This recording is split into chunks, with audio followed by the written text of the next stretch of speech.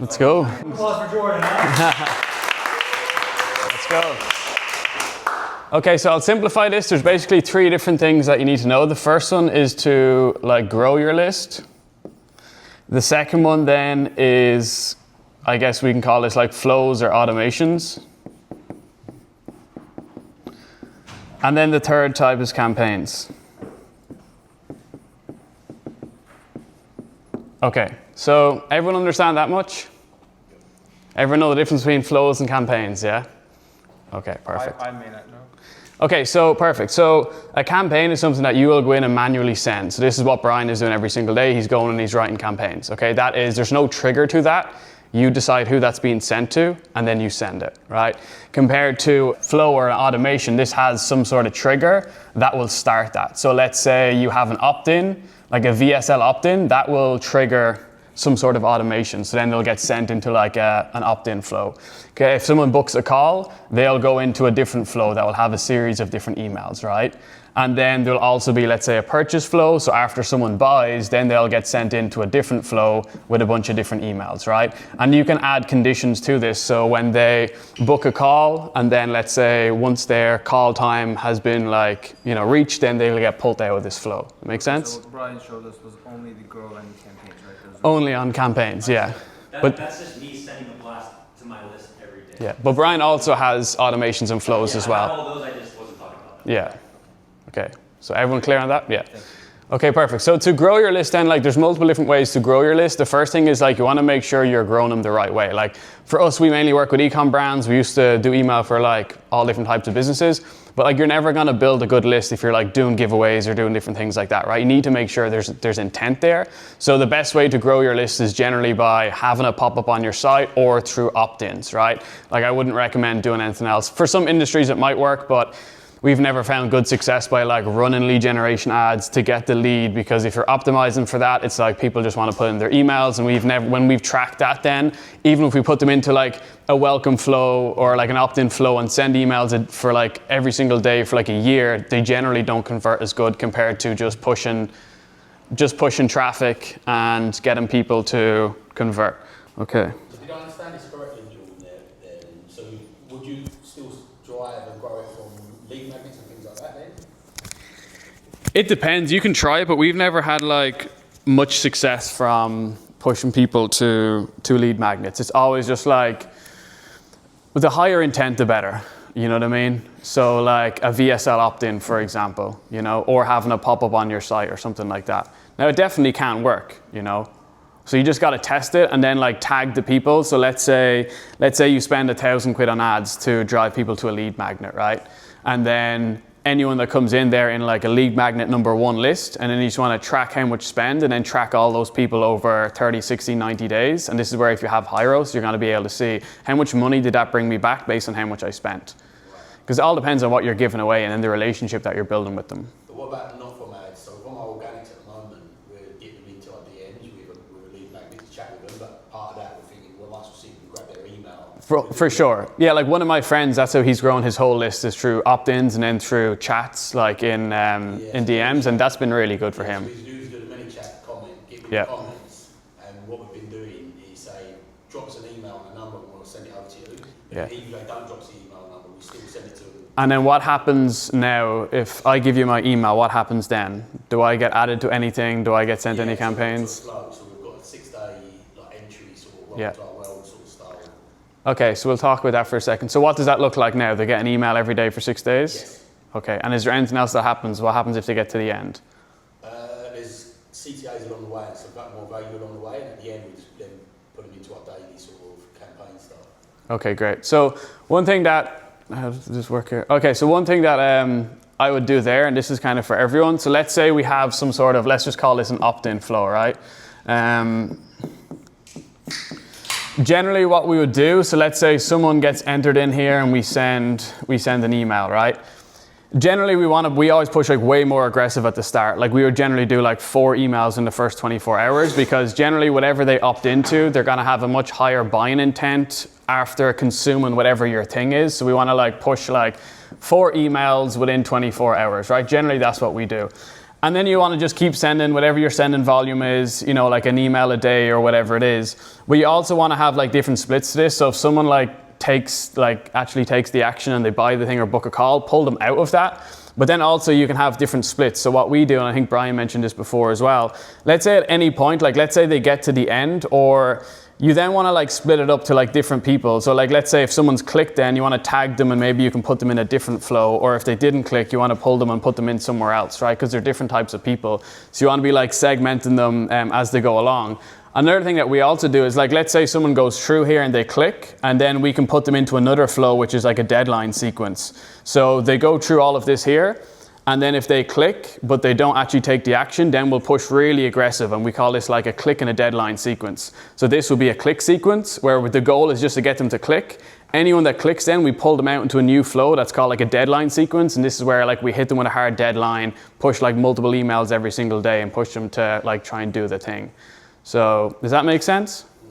Like that is really good, and you can build this out and it's automated. So it's like your opt-in, we kind of call this like, this would be like a click, and then you'd have like a deadline sequence over here.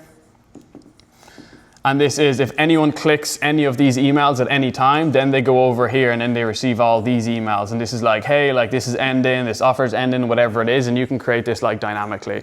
And then what we'll also do as well, like let's say this goes to like a normal VSL page, then over here we'd push it to a different page, but we'd have like a big warning at the top, like this is ending soon. We'd have like a timer here, this ends in 24 hours, whatever it is. So then it's like different. So then you think, oh, there's like more urgency or scarcity or whatever.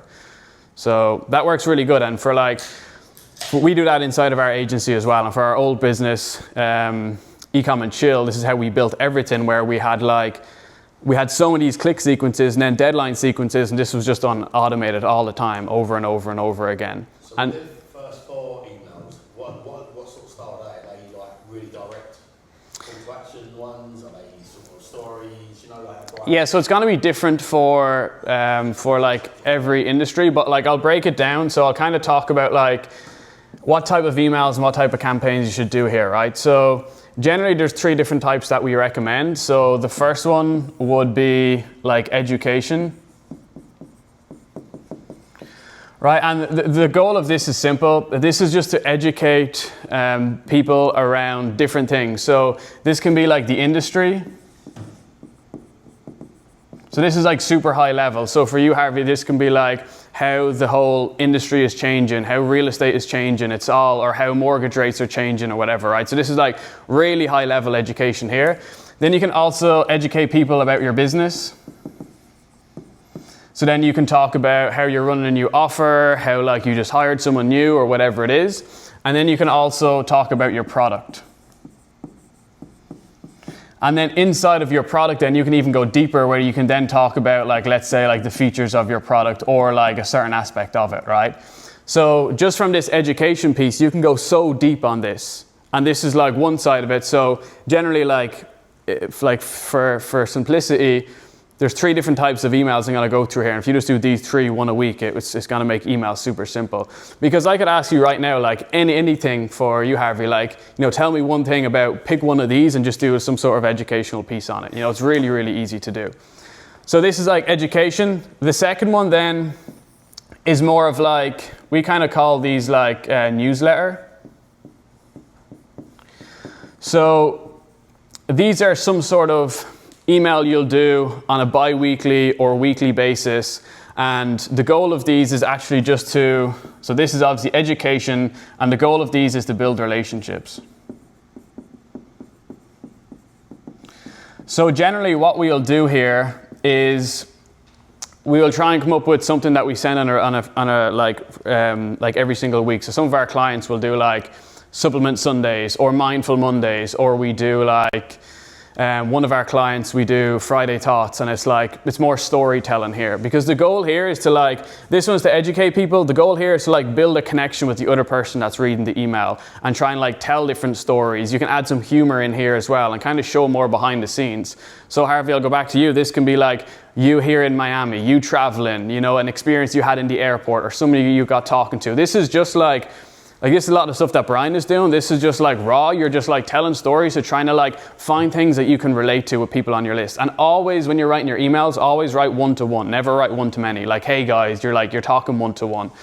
So this is something that's weekly and you can change this around, but this is more like stories.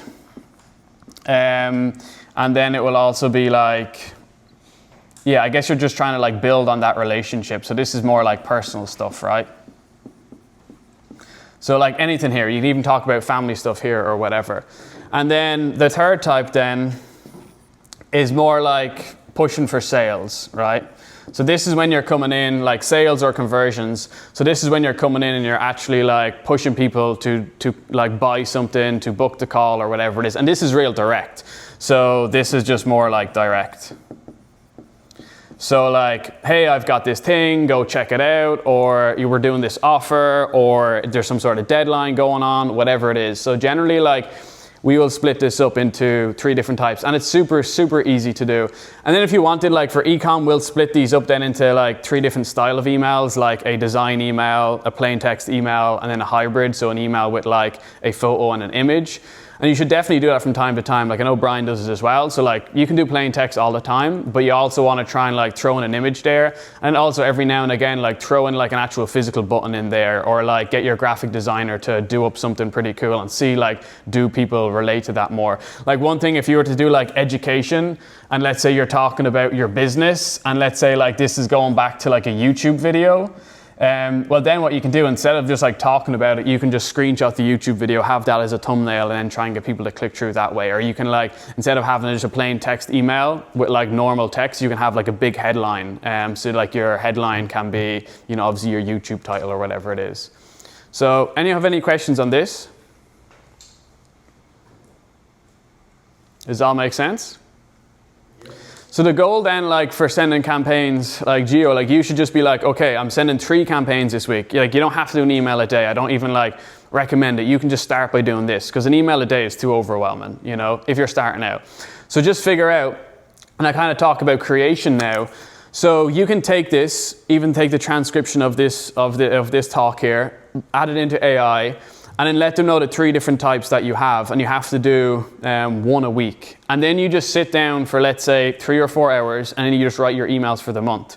So you're just writing 4 educational emails, 4 newsletter ones, and then 4 sales ones. You know, really, really simple. And AI can do it for you, and you literally just talk into the phone, you know. Have you got like specific prompts that you use to do that? Yeah, it's pretty simple, really. Like, but I can create some for you. But yeah, you just give it context about your site and what you want. But then also it's like feedback to make sure it's like, it's kind of like for you, you know. But also don't be afraid to like, there's no rule on how long or how beautiful your emails have to be. Like some of the best emails that we do, like for myself and for like the clients we work with, is just like 9 words or like 10 words. And like, if you want really good example, just go to opt into like any of Frank Kern's stuff. Like Frank Kern is so good at it. He's still doing it. He's been doing it for like 20 years. I think he just like loves it, right? And he just like, and Frank has the most ridiculous subject lines ever. So like his open rates are just definitely so good. Like I think I got one from him. It was like, me and my family got poisoned or something like that, you know? And he's just like, he'll hook you in some way. But yeah, so I can give you some prompts on it, but it's really, really simple. But that's the best thing to do, is just like plan it all out. So plan out your campaigns first. So instead of like writing these emails, just come up with, okay, what are the 12 to 15 emails I'm gonna create, and just come up with the titles of them. Okay, what are the emails gonna be? And then you can just start writing them or get AI to prompt them. But have this, come up with the like angle, and then start writing them then after that. And you can do this in a couple of hours, you know. Then you have your emails done for a month, and then you'll have them in AI or put them in a doc, and then you just go into your email builder, active campaign, GHL, whatever it is, and then you just add them all in at once and schedule them. Now this part is what people don't like, so I'd recommend just like you putting them into a doc, getting someone on your team then just to schedule them all. Time doesn't matter, it really doesn't matter. Just do like, pick random times, and as the data builds up, then you can figure out, okay, like this time works best or this time, you know. Obviously do between like 7 a.m. and like 10 p.m., like go somewhere in the middle. But like that's where there's resistance. So like if like Harvey would probably put them into a doc, but to actually go in and schedule them and all this, it's just such extra work that you don't want to do, especially if you're doing dozens of them, you know. So try and get someone on the team to handle that, so you can just add them into a doc and you know it's being sent out, right? And you see the flows. You see how you said send 4 emails in 24 hours. Yeah. Once they opt in. How do you? Like, what does that look like? Is it like a case study first, and then like a? So you could just like. It all depends on what they're opting into, right? Like if they're opting into a lead magnet, it's going to be different if they opt into a VSL. Say they watch a VSL, then they fill out the application form, and then maybe they book a call. Like what? Yeah, so like with I would just model like other people in your industry and see what they're doing. Or just think about like, for an example, if we were to talk about e-commerce here, because it's like what we mainly do, like let's say your abandoned checkout flow, right? So when people get to the checkout, let's say they're going to buy some jewelry or a watch, right? Like, the best way to like double or triple the revenue coming from that flow is just to think about what are the most common objections, okay? So if someone is buying like clothing, the biggest objection is, will it fit me? And then what is the return policy like? So just by adding in size guides and adding in the return policy to the abandoned checkouts, because that is the number one biggest objection, the click rates and the revenue from that flow will go up massively. So someone for you, you know, if they opt into like a VSL, you're trying to think what is the biggest objection. It could be like, is this guy a scammer? Because crypto is like that, you know? Or like, is there a guarantee? Or who am I gonna be speaking with? Or whatever it is. And generally like these objections, you can just pull these from like your sales calls or whatever, and like just paste them in, get a transcript, the most frequent objections, and then talk about the objections then in those emails. Because that's what people are thinking about, you know? Or ask people like, hey, before you booked the call, was there anything that you were skeptical about or whatever? And they're like, oh yeah, this, that, or the other, and then just write your emails around those. And then if you want, then you can A/B test against it to see like, you know. That's something that really helped us, like when people opt in, they booked a call, right? They're about to go into a sales call with us. We have a sequence of like, 16 messages? Like 16 to 18. Between 16 and 18 combination of messages and email that we send out. And basically we grabbed all the objections that we have ever had in any sales calls. Number one, we made a video for each one of them and we have them on the thank you page. And then we made them into text messages and emails, and we send that to them like right after they book the call. And one thing that we did is that the text messages lead you back to the email. So it was like, for example, they just opted in, confirmation, past 2 hours, we send the first message with the first objection, and then 2 minutes after that email, we send a text message. Hey, by the way, I just sent you an email like 2 minutes ago. If you want to check it out, and I bet you that, like, that let's say there is objection number 1, and you, like that person will always go to objection number 2, that it ties to it. The text message ties you back to that. Got you. That makes sense. Yeah. We also have all those videos as retargeting campaigns for the people who book the call.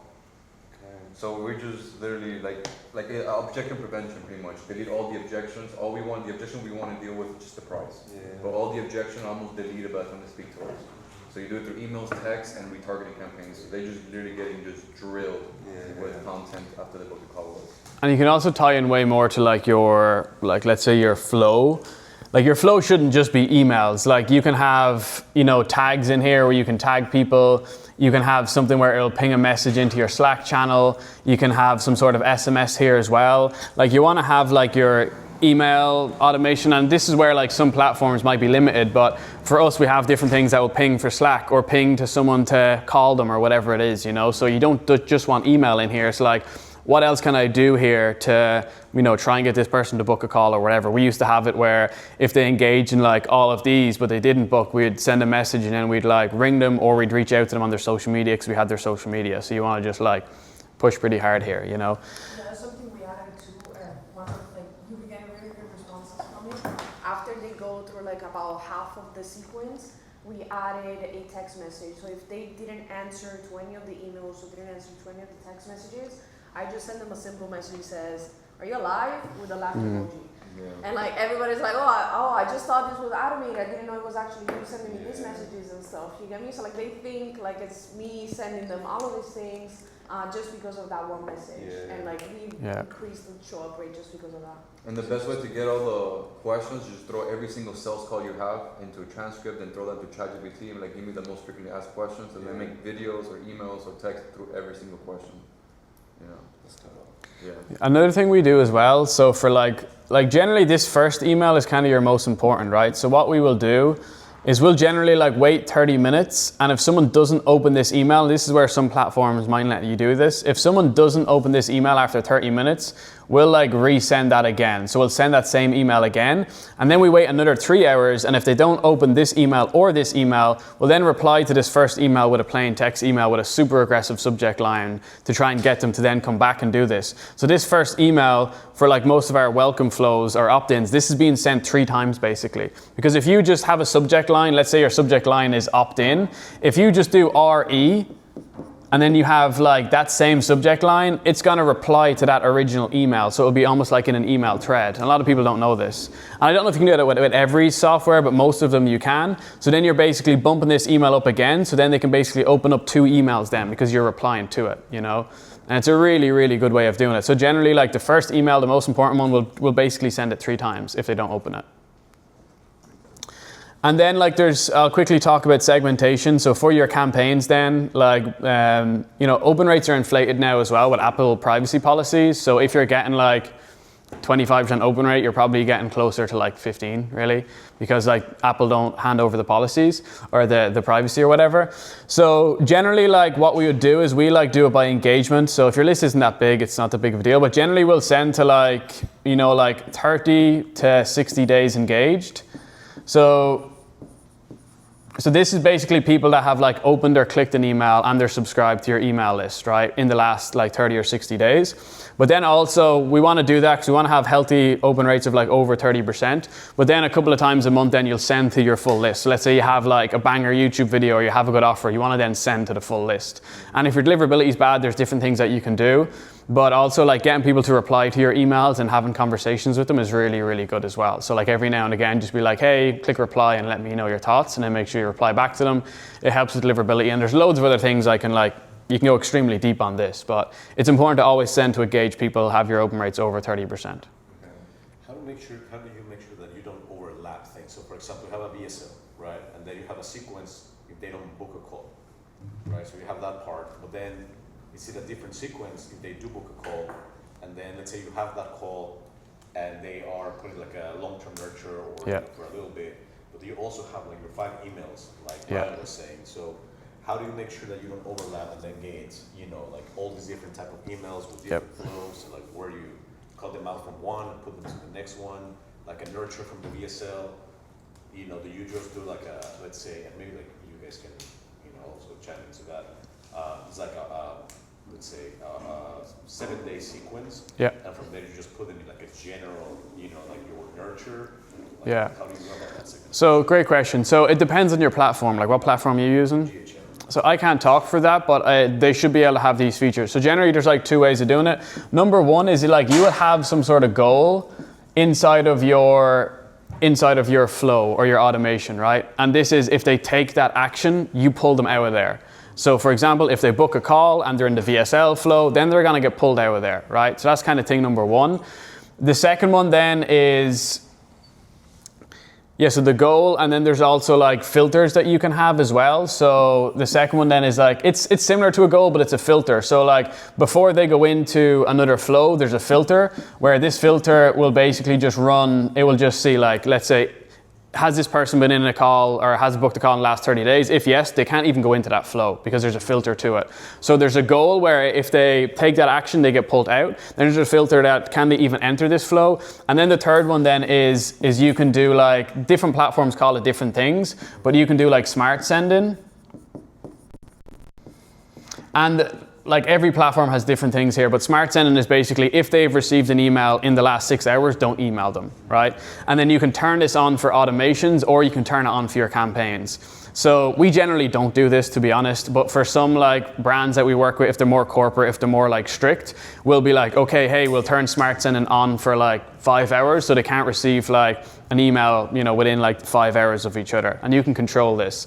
And this is where like active campaign is always worth paying more for because it has like all of the best features that you need. If you're just doing simple stuff, then you can use whatever platform really. But when you want to start getting advanced, doing this stuff, different triggers, different filters, different goals, tying in different softwares, that's where it's important to like have a good platform, and that's why they just charge more. Like you know, Klaviyo raised their prices, Active Campaign have raised their prices, like all the best ones know their worth and people are getting massive ROI from it, you know.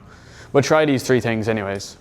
Jordan, I've got 29% open rate and 0.2% click-through rate. So it says it's really poor. Yep. How do I improve that? Okay, so with your open rate, so let's just say, all right, well, 29%, right? Generally what's gonna happen is you wanna, well, first of all, like general rule of thumb, just always remove people that are bouncing. Have an automation set up. If bounce more than twice, just delete them, suppress them, right? Like we've often hopped into some people and they're sending to like thousands of bounce people every single time. Because what will also happen, those bounce people will then trigger your flows, and if they're triggering on your flows, then it's gonna like really hurt your deliverability. Because let's say you have 20 emails in an automation, they're just gonna keep bouncing on every single email, which is gonna hurt it.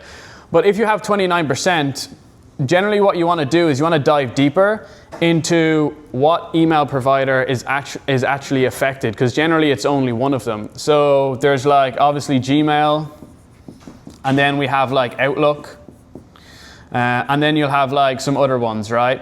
So like I think there's Apple as well, obviously, right? So out of that 29%, you'll be able to go look into your deliverability metrics. And once again, this is where platform, like, I don't know if platforms do this, Active Campaign, Klaviyo, they all do this. So then let's say, for example, your Outlook open rate is 40%. Your Apple open rate, which is hard to, they kind of guess this now, but let's say this is 35%. And then your Gmail open rate is 10%. And this is like very often the case. So, but most people use Gmail, so you're getting absolute hammered on your Gmail and it's not working. So then what you want to do, instead of sending to your full list, you just want to send to like 7 days engaged for your Gmail, because you want to build up the reputation here. Or you only want to send to people that have like clicked emails in the last like 2 or 3 days or whatever it is. And then you'll just keep sending to this segment, and even though even if this is like 15 people or 10,000 people, it depends on your list, you can keep sending to here, you can keep sending to like all active if you want. Because there's nothing wrong with this open rate, it's here is the issue, right? So you want to focus on that, and then do this for like maybe like 10 or 15 campaigns. Generally they track it on a 30-day basis. And then let's say this jumps up to like 25%. So let's say then this jumps up to like 25%. Then you can broaden this out a bit. So maybe then you can do like 20 days engaged. And then you can send to the 20 days engaged, and you have to keep doing that then until your reputation goes better. Does it make sense? Yeah. And the click-through rate for mine is 0%.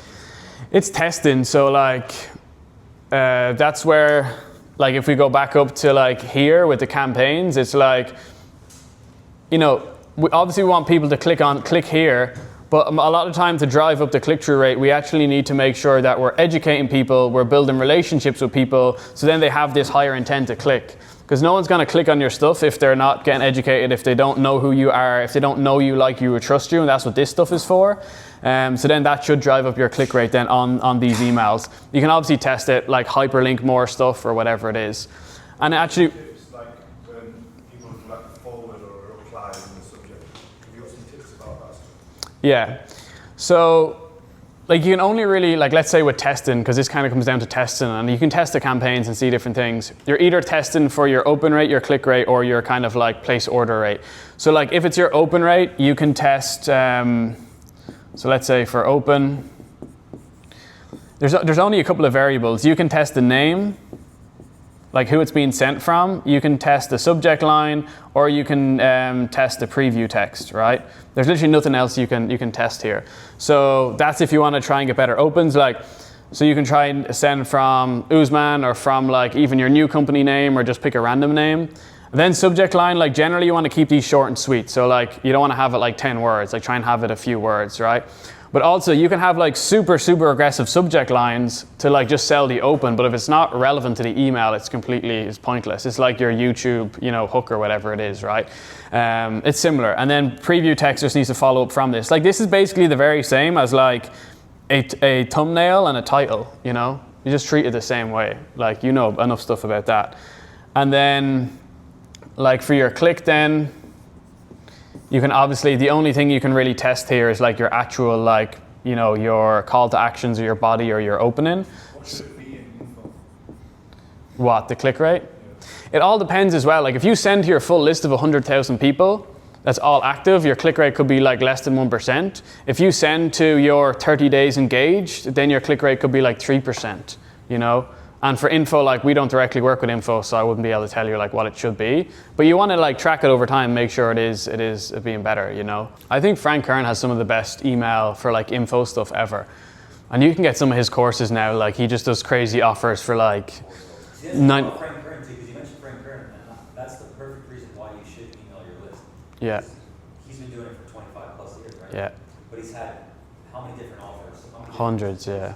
And he's still making money from his list. Yeah. Because he's still emailing. Like Frank's the best at it. Yeah. Another thing you can do here as well, we do this for like most clients, for like deliverability kind of as well. You've probably seen this as well. In your email footer, you can have like, you know, this massive paragraph at the end of your email.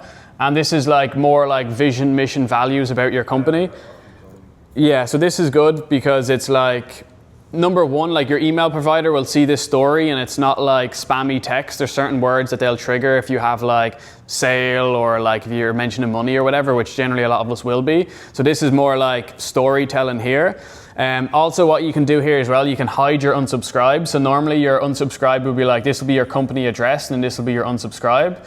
But if you hide it and you have like click here to unsubscribe, then it's going to be like hidden a bit more, and make sure the color of this, because it's a link, is the same color as a text. People will like won't see it as much and unsubscribe.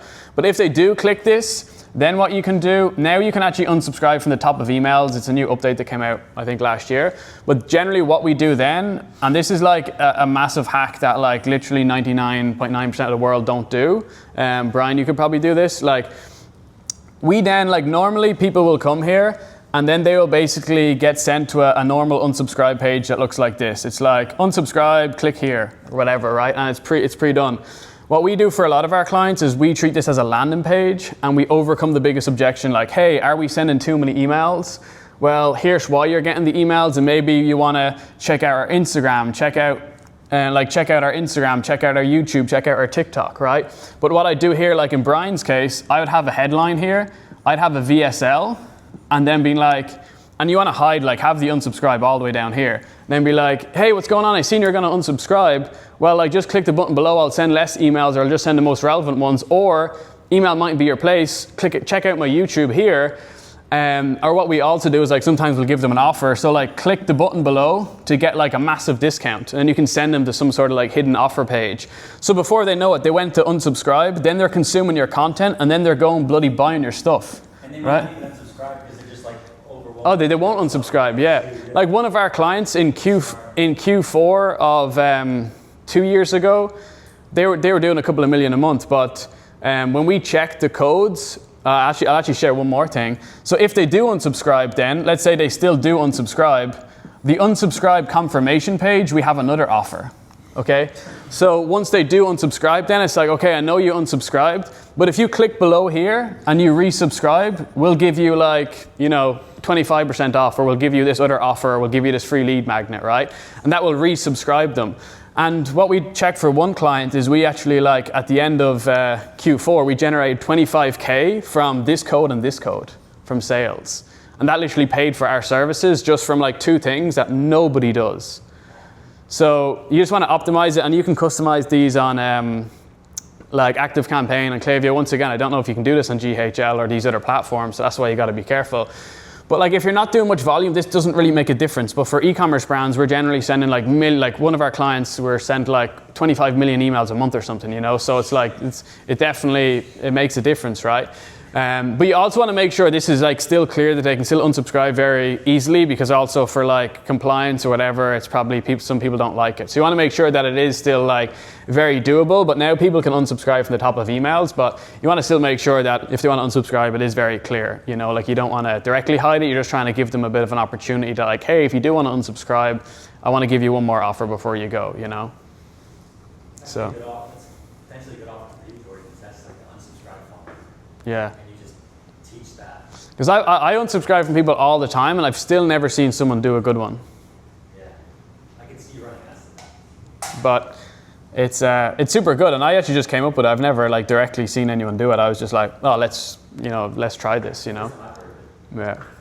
I've seen it, and Done wrong, it's really, really annoying. Done right, it makes a lot of money. Yeah. Yeah, so you want to have it super clear where they can unsubscribe, you know. But any other questions? So that's kind of like, we didn't talk too much about flows, but basically, to simplify flows, you will basically have like front end, and then your back end. So your front end is like anything before they buy, back end anything after they buy.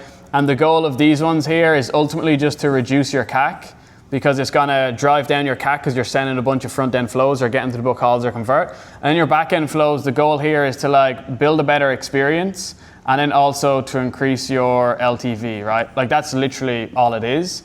So you're just like building a better relationship, increasing the customer experience, reducing CAC on the front end, and then driving up LTV in the back end. And you just want to have like flows for basically everything. But yeah. Do you use anything like Miro board or something to map out all the flows for sequences, or just like?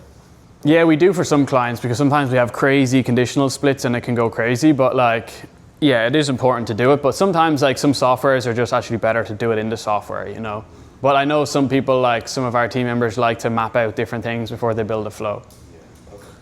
Yeah. Awesome. Anything else? In the marketing? Good. Appreciate it. We'll take a quick 10-minute break, and then we'll come back. So you guys can get up, move around a little bit. We'll